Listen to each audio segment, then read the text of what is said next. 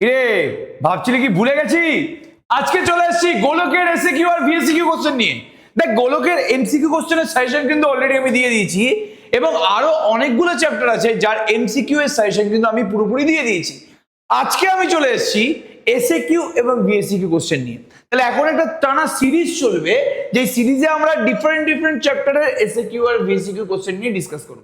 এবার হ্যাঁ, আমি জানি যে দ্বিঘাত সমীকরণের এখনো একটা ক্লাস করানো তোদের বাকি আছে, কারণ একটা ক্লাসে আমি পুরোপুরি নিচ্ছিলাম লাইভে, আরেকটা ক্লাস আমি যদি নিই তাহলে কিন্তু পুরো দ্বিঘাত সমীকরণটা আমি একেবারে কমপ্লিট করে দেবো, চিন্তা করিস না।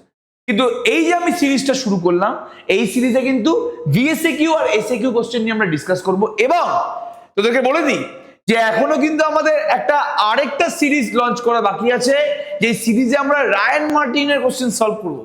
তো সেটা নিয়ে আমি আসছি, একদম পুরো ফুল প্রুফ অ্যানাউন্সমেন্ট আসছে। আপাতত আমরা এই পার্টিকুলার ক্লাসটার উপরে ফোকাস করি, যেখানে আমি গোলকের এসএকিউ আর ভিএসকিউ কোশ্চেন নিয়ে পুরোপুরি ডিসকাস করব। সবার আগে ভালো করে শুনবি জিনিসটা।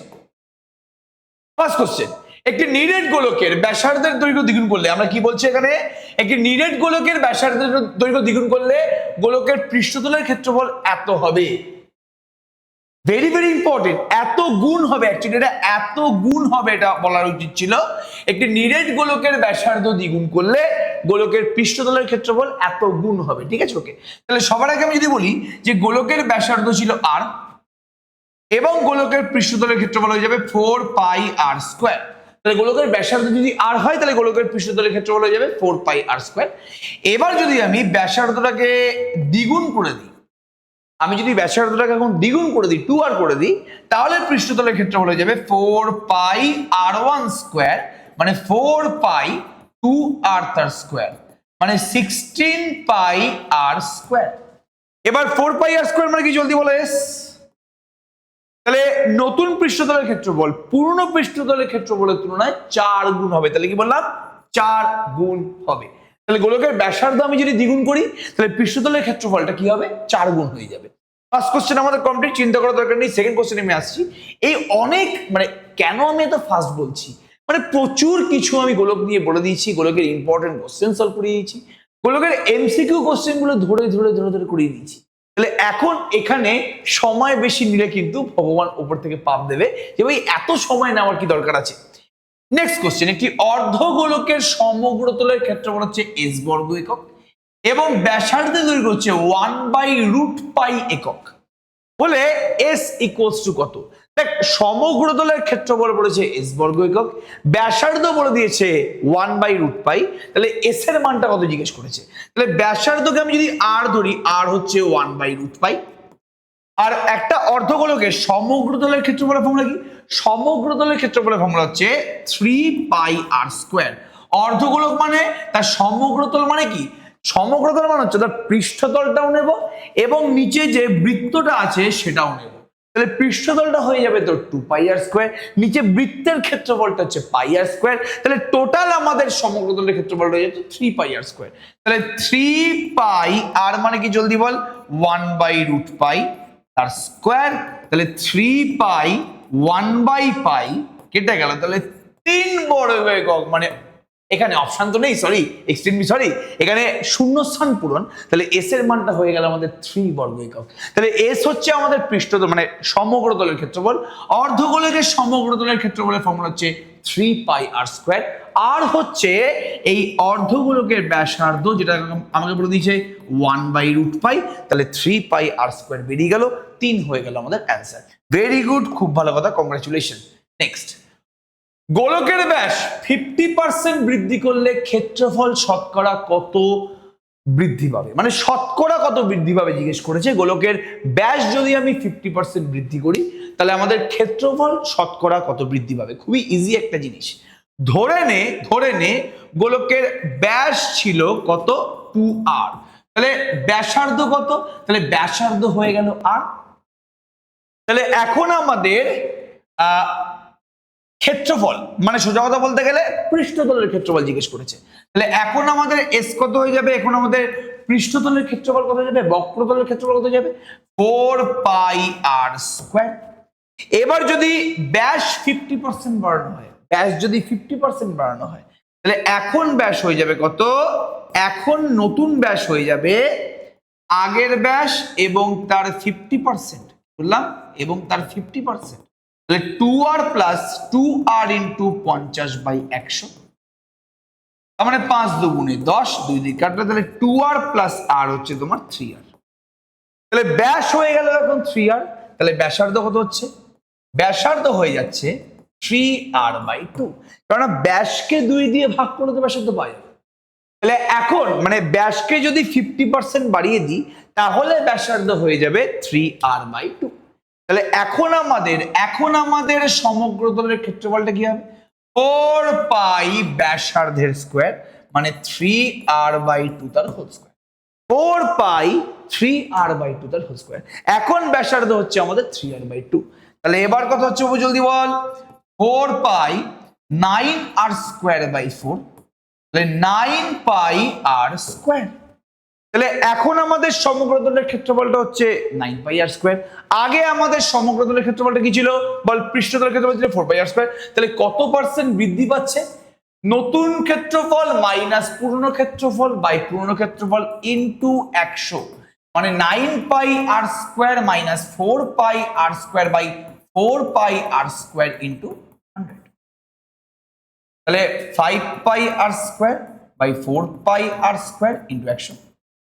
পাই পাই কেটে গেল, তাহলে 4 25 100, 5 25 125, মানে শতকরা 125% বৃদ্ধি পেল। লেখাটা তোরা পুরোপুরি বুঝতে পেরে গেছিস? শতকরা 125% কিন্তু পুরোপুরি বৃদ্ধি পেল। তাহলে এখানে গোলকের ব্যাস আগে ছিল ধরলাম 2r, তাহলে ব্যাসার্ধ r, ব্যাসকে আমি 50% বাড়ালাম, তাহলে নতুন ব্যাস হয়ে গেল 2r প্লাস 2r এর 50%, তার মানে 3r। তাহলে নতুন ব্যাসার্ধ হয়ে গেল 3r/2, আর নতুন পৃষ্ঠতলের ক্ষেত্রফল মানে বক্রতলের ক্ষেত্রফলটা হয়ে গেল 4 পাই ব্যাসার্ধের স্কোয়ার, মানে 9 পাই r।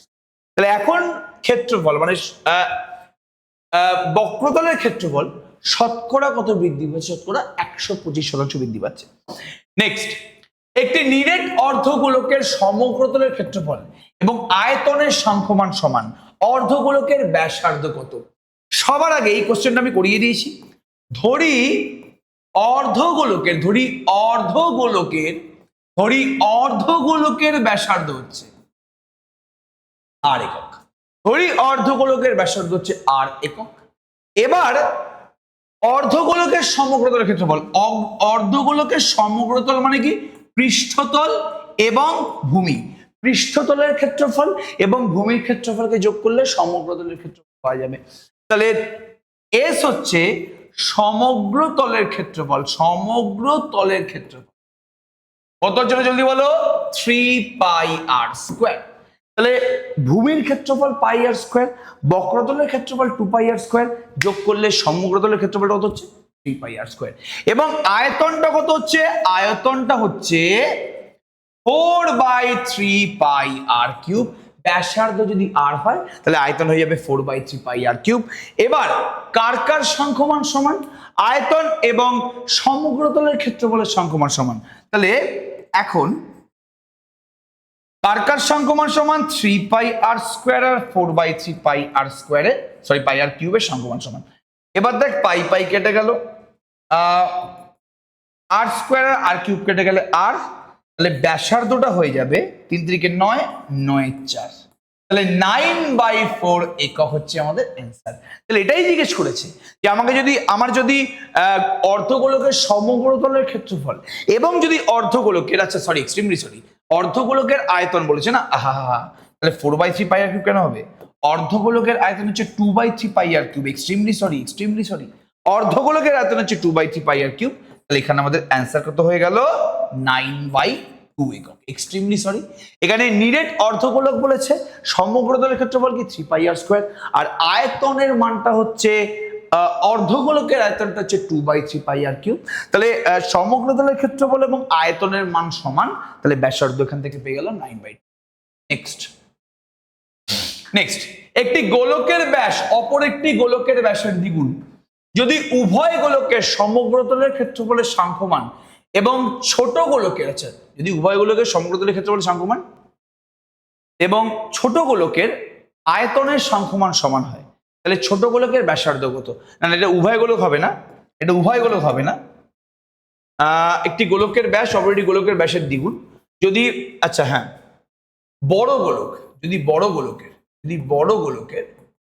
বড় গোলকের সমগ্রতলের ক্ষেত্রফলের সংখ্যমান ছোট গোলকের আয়তনের সংখ্যমানের সাথে সমান হয় তবে ছোট গোলকটির ব্যাসার্ধ জিজ্ঞেস করেছে। তাহলে এখানে গোলকের ব্যাস, একটা গোলকের ব্যাস অন্য একটা গোলকের ব্যাসের দ্বিগুণ। তাহলে সবার আগে আমি ধরছি এখানে উত্তরে, ধরি ছোট গোলকটির ব্যাস হচ্ছে 2r। ধরি ছোট গোলকটির ব্যাস হচ্ছে 2r, সুতরাং বড় গোলকটির ব্যাস কত হবে? বড় গোলকটির ব্যাস হয়ে যাবে কত? 4r। কি বলছে? একটি গোলকের ব্যাস অপর একটি গোলকের ব্যাসের দ্বিগুণ। তাহলে যদি ছোট গোলকটির ব্যাস হয় 2r, তাহলে বড় গোলকটির ব্যাস কত হয়ে যাবে? তার দ্বিগুণ 4r। এবার কি বলেছে? যদি বড় গোলকের সমগ্রতলের ক্ষেত্রফলের সংখ্যমান ছোট গোলকটির আয়তনের সংখ্যমানের সমান হয়, তাহলে ধরি বড় গোলকটির সমগ্রতলের ক্ষেত্রফল, ধরি বড় গোলকটির সমগ্রতলের ক্ষেত্রফলটা হচ্ছে, ভালো করে শুনবি, ধরি বড় গোলকটির সমগ্রতলের ক্ষেত্রফল। এবার সমগ্রতলের ক্ষেত্রফল বের করতে গেলে বাবু ব্যাসার্ধ লাগে। তাহলে বড় গোলকটির ব্যাস যদি 4r হয় তাহলে ব্যাসার্ধ কত হবে? 2r। বড় গোলকটির ব্যাস যদি 4r হয় ব্যাসার্ধ হবে 2r। তাহলে বড় গোলকটির সমগ্রতলের ক্ষেত্রফল হয়ে যাবে 4 পাই ব্যাসার্ধের স্কয়ার, মানে 16 পাই r স্কয়ার। তাহলে বড় গোলকের সমগ্রতলের ক্ষেত্রফল আর ছোট গোলকের আয়তন সমান বলেছে। আর ছোট গোলকের আয়তনটা কত হবে? ছোট গোলকের আয়তন বের করার জন্য আমার ছোট গোলকের ব্যাসার্ধ লাগবে। ছোট গোলকের ব্যাস যদি 2r হয় তাহলে ব্যাসার্ধ হয়ে যাবে তার হাফ, মানে r। তাহলে 4/3 পাই ব্যাসার্ধের কিউব। এবার এই দুটো সংখ্যমান সমান বলেছে। তাহলে প্রশ্নানুসারে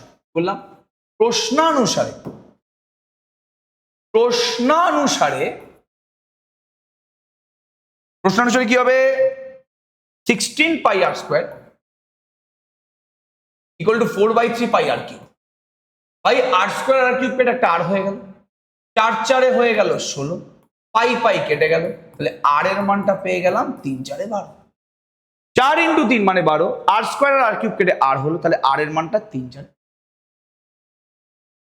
তাহলে এখানে আমাদের কি বলেছে? ছোট গোলকটির ব্যাসার্ধ জিজ্ঞেস করেছে। ছোট গোলকটির ব্যাস যদি 2r হয় তাহলে ব্যাসার্ধ হচ্ছে r, এবং r এর মানটাই তো পেলাম না আমি 12। তাহলে ছোট গোলকটির ব্যাসার্ধ হয়ে গেল 12 একক। নেক্সট, একটি নিরেট অর্ধগোলকের আয়তন 18 পাই ঘন একক হলে তার সমগ্রতলের ক্ষেত্রফল কত? খুবই ইজি একটা কোশ্চেন। দেখ, আয়তন বল বা সমগ্রতলের ক্ষেত্রফল বল, দুটো বের করতে গেলেই ব্যাসার্ধ লাগে। তাহলে ধরি নিরেট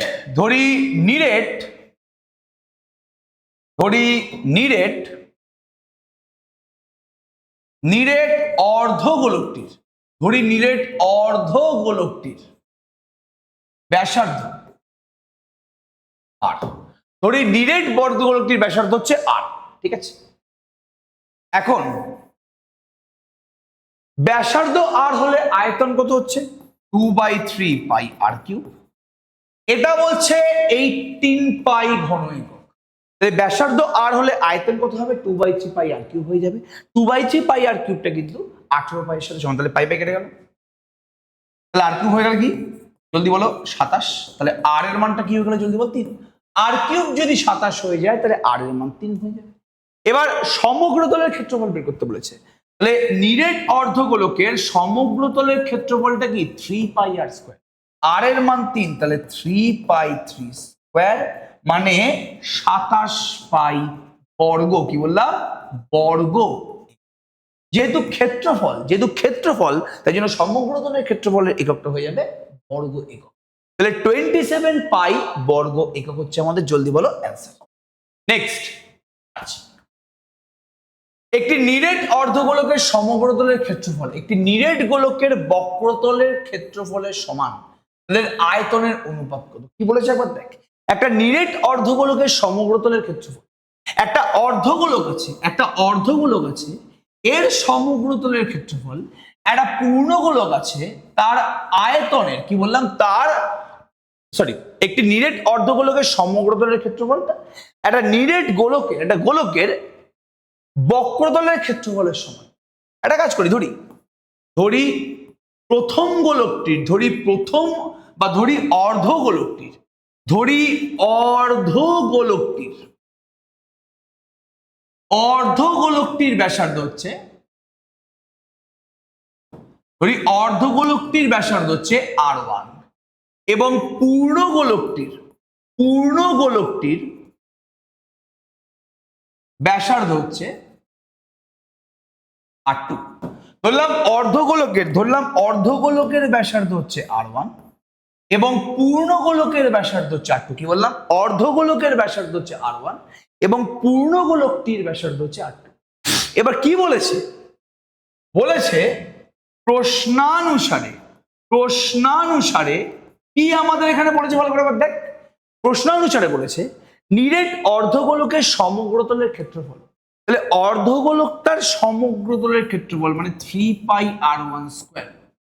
নিরেট গোলকের বক্রতলের ক্ষেত্রফল সমান, মানে নিরেট যে গোলকটা আছে তার বক্রতলের ক্ষেত্রফলের সমান। তাহলে অর্ধগোলকের সমগ্রতলের, নিরেট গোলকের বক্রতলের ক্ষেত্রফলের সাথে সমান, মানে 4πr2² এর সাথে সমান। তাহলে 3πr1² অর্ধগোলকের সমগ্রতলের ক্ষেত্রফল পূর্ণগোলকের বক্রতলের ক্ষেত্রফলের সাথে সমান। তাহলে তোমায় জিজ্ঞেস করেছে আয়তনের অনুপাতটা কত হবে, তো পাই কেটে গেল, তাহলে r1² / r2² = 4/3, r1² / r2² = 4/3। চুপচাপ আমরা এখানে কাজটা করে নিই, তাহলে r1/r2 কত হয়ে যাবে, 2/√3। কি বললাম, 2/√3, বোথ সাইডে আমি রুট করে দিলাম, 2/√3। এবার আয়তনের অনুপাত, তাহলে আয়তনের অনুপাত হবে কত হবে, ভালো করে দেখ। আয়তনের অনুপাত বের করতে গেলে 4/3 অর্ধগোলকের আয়তন কত, অর্ধগোলকের আয়তন হচ্ছে 2/3πr3 আর পূর্ণগোলকের আয়তন কি 4/3πr2। 3 কেটে গেল, পাই কেটে গেল, তাহলে r1³ = 2r2³ হয়ে গেল। এবার r1/r2 মানে কি 2/√3, তাহলে r1³ কত হয়ে যাবে, 2³ মানে 8, √3³ মানে 3√3। বোথ সাইডে আমি তো হোল কিউব করে দিলাম, কি বললাম, বোথ সাইডে আমি হোল কিউব করে দিলাম। তাহলে r1³ হচ্ছে 8/3√3। তাহলে আমি যদি এবার 2 দিয়ে গুণ করি, তাহলে 8/2 × 3√3, 2 আর 4 কেটে গেল, তাহলে 4/3√3। তাহলে r1³/2r2³ হয়ে গেল 4/3√3। তাহলে r1³ = 2r2³ মানে কি 4:3। তাহলে r1/r2 হয়ে গেল, হয়ে গেল 2/√3, r1³/r2³ হয়ে গেল 2 এর কিউব মানে 8, √3³ মানে 3√3। 2 দিয়ে বোথ সাইডে গুণ করে দিলাম, তাহলে 2r2³, 2 দিয়ে গুণ করলে 2 আর 8 করলে 4, তাহলে 4/3। তাহলে r1³ = 2r2³ হচ্ছে 4:3। তাহলে আমাদের এখানে আয়তনের অনুপাতটা বের করতে বলেছে। প্রথমে নিরেট অর্ধগোলকের, মানে আয়তনটা কার আয়তন, নিরেট অর্ধগোলকের আয়তন এবং নিরেট গোলকের আয়তন, অর্ধগোলকের আয়তন এবং গোলকের আয়তনের অনুপাতটা, অর্ধগোলকের আয়তন এবং নিরেট গোলকের আয়তনের অনুপাত বের করতে বলেছে। তো অর্ধগোলকের ব্যাসার্ধ এবং নিরেট গোলকের ব্যাসার্ধের অনুপাত পেয়ে গেছি, সেখান থেকে আমি আয়তনের অনুপাতটা পেয়ে গেলাম, একদম ইজি কোশ্চেন। নেক্সট, একটি নিরেট অর্ধগোলকের সমগ্রতলের ক্ষেত্রফল একটি নিরেট গোলকের বক্রতলের ক্ষেত্রফলের সমান। অর্ধগোলক এবং গোলকের ব্যাসার্ধের দৈর্ঘ্যের অনুপাত নির্ণয় করো। হায় রে হায়, এটা একদম ইজি কোশ্চেন, এই তো আগের কোশ্চেনটাই।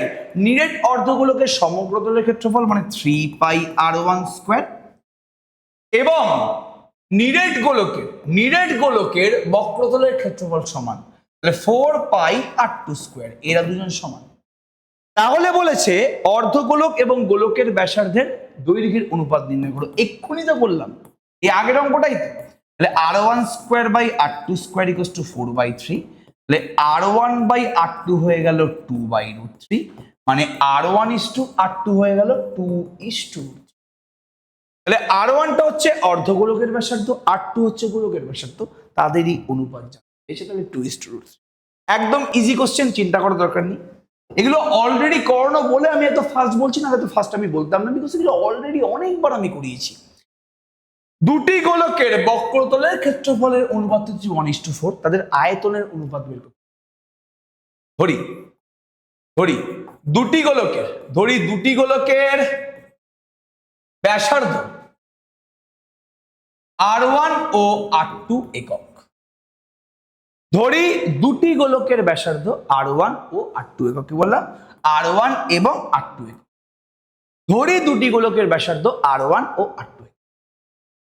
বক্রতলের ক্ষেত্রফলের অনুপাত বলেছে 1:4, ঠিক আছে? ওকে। এবং বক্রতল এর ক্ষেত্রফল S1 এবং S2, ঠিক। তাহলে প্রথম গোলকের বক্রতলের ক্ষেত্রফল হচ্ছে S1, সেকেন্ড গোলকের বক্রতলের ক্ষেত্রফল। তাহলে বক্রতলের ক্ষেত্রফলের অনুপাতটা কি 1:4। তাহলে S1 বাই S2 হচ্ছে 1/4। S1 মানে কি 4 পাই r1 স্কোয়ার, S2 মানে কি 4 পাই r2 স্কোয়ার, 1/4। ওটা বক্রতলের ক্ষেত্রফলের অনুপাত বলে দিচ্ছে তো 1:4। তাহলে 4 পাই কেটে গেল, r1 square by r2 square হচ্ছে 1/4। বোথ সাইডে স্কোয়ার রুট করলে r1 বাই r2 হচ্ছে 1/2। এদের আয়তনের অনুপাত বের করতে বলেছে। আয়তনটা কি হবে? আয়তনের অনুপাত হয়ে যাবে 4/3 তো না, 4/3 অবশ্যই না, দুটি গোল আছে, গোলক বলেছে তো, তার মানে অবশ্যই 4/3 পাই r1 কিউব, 4/3 পাই r2 কিউব। 4/3 কেটে গেল, তাহলে r1 cube is to r2 cube. r1 by r2 হচ্ছে তোর 1/2, তাহলে r1 কিউব বাই r2 কিউবটা কত হবে? 1/8। তাহলে r1 cube is to r2 কিউবটা হয়ে যাবে 1:8। তাহলে আয়তনের অনুপাত বের করতে বলেছে। আয়তনের অনুপাতটা আমাদের বেরিয়ে গেছে এখানে, কি জলদি বল? 1:2। আই থিঙ্ক প্রত্যেকে জিনিসটা বুঝতে পারছে। আজকে একটু এনার্জিটা হয়তো কম লাগছে, বাট বিশ্বাস কর এনার্জি কম আছে, বাট ইন্টেনশন তো কোনোদিন কম ছিল না। এরপরে আরো দুর্দান্ত লেভেলের কন্টেন্ট আসতে চলেছে, বাট আজকে যেহেতু একই জিনিস করাচ্ছি হয়তো একটু এনার্জিটা আমার কম লাগতে পারে। প্লিজ কিছু মাইন্ড করিস না। আজকে গোলকে এসএকিউ এবং ভিএসিকিউ এর প্রায় সমস্ত ইম্পর্টেন্ট কোশ্চেনগুলো নিয়ে আমি ডিসকাস করছি, ঠিক আছে? ওকে। এবং এই কোশ্চেনগুলো অলরেডি আমার একবার করানো হয়ে গেছে, আমি আবার করাচ্ছি। একটি গোলকের ব্যাস অপর একটি গোলকের ব্যাসের দ্বিগুণ যদি উভয় গোলকের সমগ্রতলের ক্ষেত্রফলের সাংখ্যমান এবং ছোট গোলকটির আয়তনের সাংখ্যমান সমান হয়, ছোট গোলকটির ব্যাসার্ধ কত? এক্ষুনি করলাম, একই কোশ্চেন আরেকবার দেখা, একই কোশ্চেন আমার দিয়ে দিয়েছে ভুল করে, এক্ষুনি করলাম। তাহলে এটা অবশ্যই আমি HW লিখে রাখছি। ওকে, ফাইন। তাহলে এই কটাই আমাদের সাজেশন বলতে পারিস যে এসএকিউ এবং ভিএসএকিউ এর জন্য এই কটাই আমাদের সাজেশন। বারবার করে বলছি, এই কোশ্চেনগুলো মানে পাগলের মতন ফলো কর। হয় এই কোশ্চেনগুলো থেকে হাতে চলে এলো পরীক্ষাতে, তখন কি করবি? তাহলে সেকেন্ড সামেটিভের জন্য এবং বলতে পারিস মাধ্যমিকের জন্য এগুলো হচ্ছে আমাদের খুব গুরুত্বপূর্ণ এবং ইম্পর্টেন্ট সাজেশন। বারবার করে বলছি, এই কোশ্চেনগুলো ফাটিয়ে। সবাইকে অল দ্য বেস্ট, ফাটিয়ে অঙ্ক করো। দেখা হচ্ছে আবার নেক্সট ভিডিওতে। রায়ান মার্টিন সিরিজ কিন্তু শুরু হচ্ছে, অ্যানাউন্সমেন্টের জন্য ওয়েট কর। সবাইকে all the best, thank you, tata.